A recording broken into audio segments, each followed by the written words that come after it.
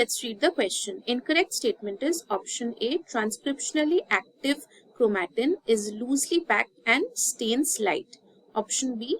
The negatively charged DNA of nucleoids is organized in large loops helped by positively charged proteins. Option C. Non-histone chromosomal proteins are required for the packaging of chromatins at higher level. Option D. Reversal of central dogma proposed by Francis Crick is almost universal for all life forms. अभी हम discuss करेंगे chromatin structure और central dogma के concepts को। और DNA packaging को समझना important है क्योंकि ये जीन एक्सप्रेशन और सेल्यूलर फंक्शंस को इन्फ्लुएंस करता है। So the key concept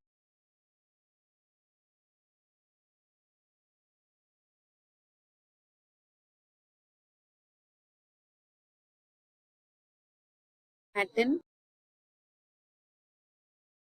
structure and central dogma. चलिए स्टेटमेंट्स को या ऑप्शंस को एनालाइज करते हैं। Option A, transcriptionally active chromatin is loosely packed and stains light. Transcriptionally active chromatin को यूक्रोमैटिन कहते हैं।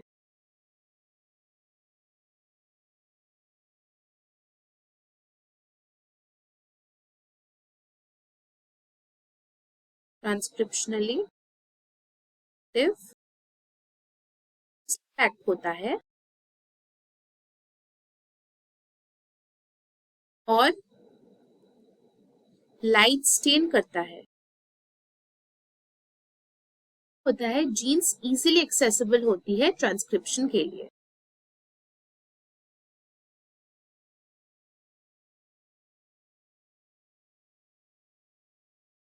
तो ये स्टेटमेंट करेक्ट हो गया।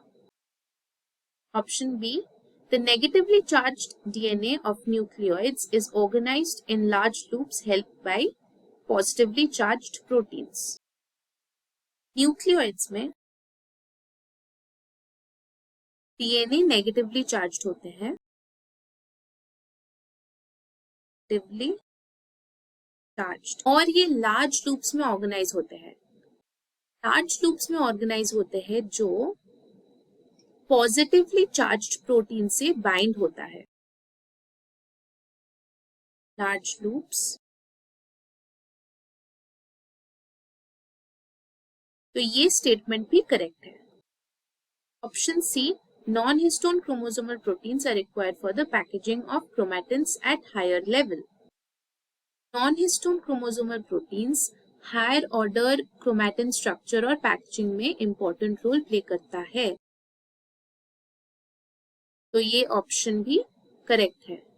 Option D, reversal of central dogma proposed by Francis Crick is almost universal for all the life forms. Central dogma का reversal यानी RNA से डीएनए और फिर आरएनए से प्रोटीन,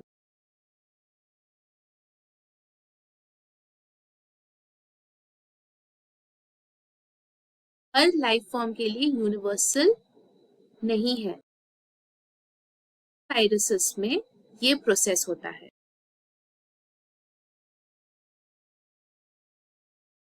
रेट्रोवायरसेस, लेकिन बाकी सब लाइफ फॉर्म्स में ये कॉमन नहीं है। तो ये ऑप्शन गलत हो गया। तो the correct answer is option D. I hope you understood the concept. Thank you and all the best.